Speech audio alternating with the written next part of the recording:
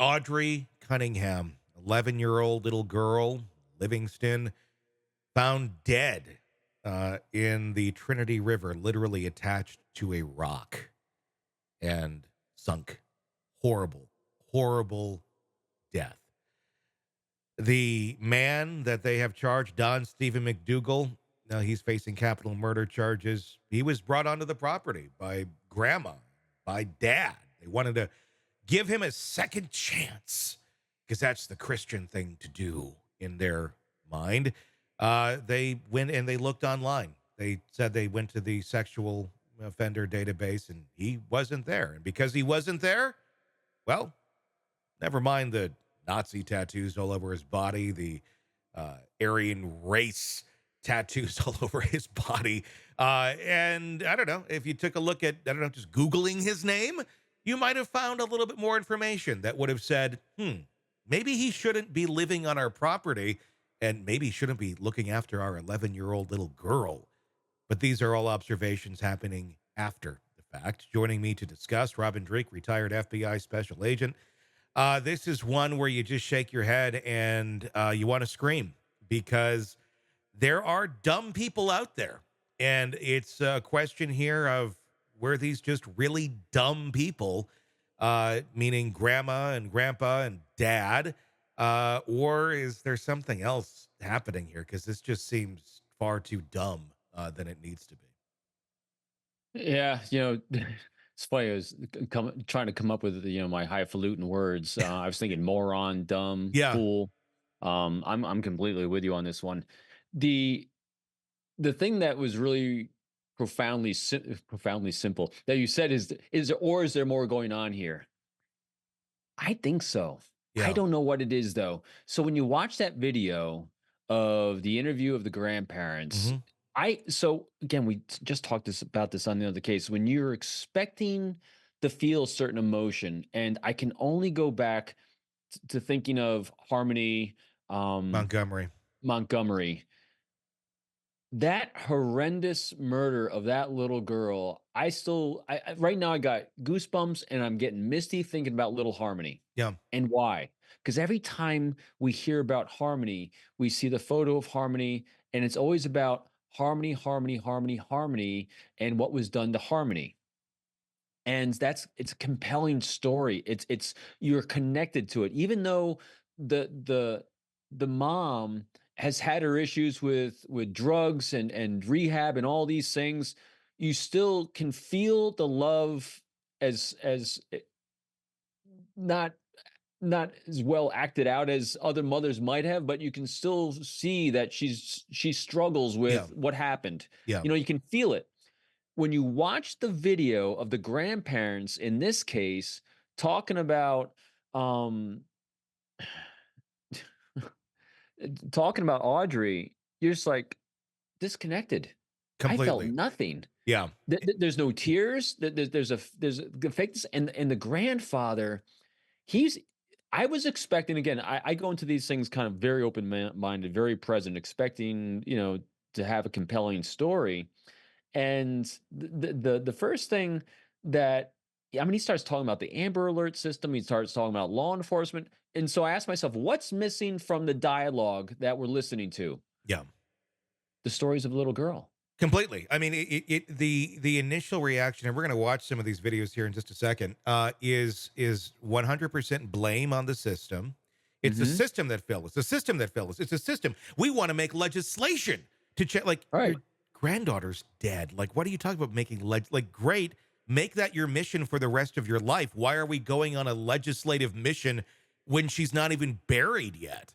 That to me stood out as very kind of bizarre. Like, cool, make it your mission for the rest of your life, but right now, A- she's not even in the ground. And here's a way, for aspiring behaviorists like we all are, Yeah, to really listen and watch videos like this. yeah, What's always really telling, and it's very telling in this video clip, in these video clips you have, Tony, is when someone is answering questions that aren't asked. yeah, That means it's on their mind, and that's what makes you go, Why are you thinking about that? Hmm. And so that's what I think is really telling here. Let's take a look at this is one of the interviews that was done with the grandparents by a local news station. Here's our first clip. History, and you were going to give him a second chance like a lot of people were passing over on him, and you went a step further and you checked that registry. Did you feel that that gave you peace of mind and that you did your due diligence before letting somebody stay here? I did. That was our largest concern, you know, because the I think people have come to depend on the registry to, I mean, you look on it and unfortunately that is part of our society. And some of it is earned. Some of them are truly needed to be on the registry. Some of them were just, they got caught up in the moment and they wound up on the registry. So there is gray areas in the registry, but then there's a big dark hole where people who committed a sexual assault wound up plea bargaining down to a misdemeanor, and because it's only a misdemeanor, they didn't have to register. That's the hole that we want to work on closing. There's so much there. Number one, he's like defending sexual predators because they got caught up in the heat of the moment, and you know when they got And charged. this is where we got to be What the really, hell? really sensitive. But so Tony, here I am. I'm thinking I'm going to watch Yeah. two bereaved grandparents talking about their little girl who's been murdered. Yeah. And he talks about the sex registry and people that are on it sometimes were just on it because they were caught up in the moment. What the hell? The F is that? Yeah. So my entire framing of this entire thing shifted right there, and I went like a laser on him. Is like, that's interesting statement. Yes. I have never heard of a case where someone was on the sex registry because they were caught up in the moment. Yes. So anytime you got a and this is where I'm not going to have any conjecture whatsoever, but anytime you're rationalizing a behavior away, that's interesting. Very much so. And we have two more clips to play here. We'll go to the next one in a second. But I also found it interesting, t-shirts and graphics that have been made, and Audrey has wings. She's an angel now. And we have literally a set behind them. I mean, I can guarantee that reporter did not go in there going, here, wear these t-shirts and let's put these pictures behind you because we made the set back at the TV station. They didn't. I mean, they had this all ready to go. And they still didn't even talk about her. They didn't talk about her. No. Let's go to another clip. This is, again, Grandma and Grandpa, not necessarily talking about the death of their granddaughter, but legislation that they want to have put in place. Literally, she was buried in the last 7 days. Crime Stoppers of Houston have offered to help us go to the Texas state legislature and promote a bill, which we're going to call Audrey's Law, to help close that loophole. If they started out with a sexual assault and they plea bargain it down, they still should register so people know that that person has that history. And then you can make up your decision and base your actions on that. We just didn't have the tools. And to do background checks on everybody, they're extremely expensive. Excuses Then as to don't let why. them on your property. Yeah, the guy that shows up with the Nazi tattoos and the Aryan race shit, maybe not a great guy to put on your property. I don't care. God. You know, I mean, you can be Christian all you want. There's plenty of ways to be Christian and do good and help people without putting this guy in your backyard with your 11-year-old granddaughter living there and then trusting him to take her to school and somehow have access to her when you're not around. These just seem like people who do not want to take any form of responsibility for the exposure that they put their granddaughter in. It's like, let's make laws, let's make t-shirts, let's do this, let's do that, let's do everything, but look at ourselves and go, we fucked up. You know, I just don't get the motivation here. I really, I just, you know, I don't.